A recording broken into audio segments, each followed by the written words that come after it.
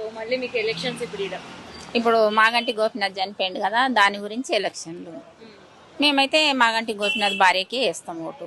ఎందుకనంటే మాకు కేసీఆర్ ఉన్నప్పుడు మంచిగా చేసిండు, మాగంటి గోపినాథ్ చనిపోకముందు బాగానే చేసిండు మాకు. ఇప్పుడు రేవంత్ రెడ్డి వచ్చిండు, ఆయన ఇది చేస్తా అన్నది అన్నీ ఆశ చూపిండు, ఏం చేయట్లేదు. ఆయన చేసినా మాకొద్దు, ఇంకా ఆయన చేయకపోయినా మాకొద్దు. కాంగ్రెస్ తరఫున ఎవరు నిలబడ్డా రారు. ఎందుకంటే మేము కేసీఆర్కి వేస్తామని అనుభవం వచ్చింది కాబట్టి మేము కేసీఆర్కి వేస్తాం ఓటు. మాకు అసలు ఈ కాంగ్రెస్ వద్దు మాకు.